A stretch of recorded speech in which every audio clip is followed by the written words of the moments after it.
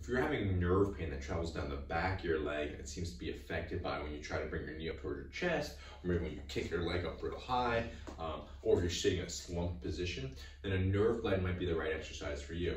When we think about nerves don't have elasticity the way that muscles do. They have a little bit of elasticity, but very little bit. Mostly nerves kind of wind up and then they straighten out and they wind up, but they also pass through tunnels and different passageways throughout our system, and it can get stuck and clogged up and adhered throughout that passage. So we want to clear that pathway, make sure that that nerve can move all the way from our brain all the way to the extremity. So for the leg, we're talking about down to the toes. So the way we would test this is also very similar to the way that we can treat this.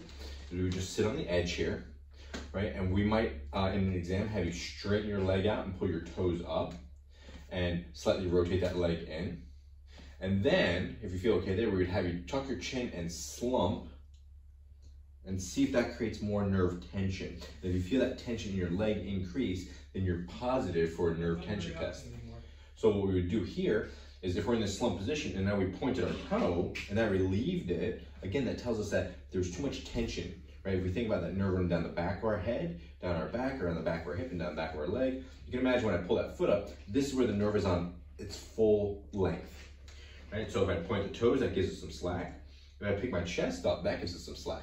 So we want to play around with that back and forth. Think about like your nose and your toes are on a string together, right? So as I slump, I point my toes.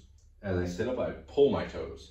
I slump and point, sit up and pull, right? And now what I'm doing is I'm moving that nerve from one end to the other. Right now it's tensioning at my foot, and now it's tensioning at my trunk.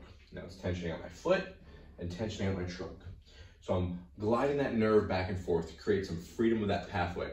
If you are going and you're pulling the toes and slumping at the same time, that's gonna be pretty uncomfortable. We only do that for a test. That's not the treatment for it. We wanna have slack on one area or the other. So it's either slack at the ankle or slack at the trunk. Slack at the ankle, slack at the trunk. So we just go back and forth and try to get some relief of some of those nerve symptoms.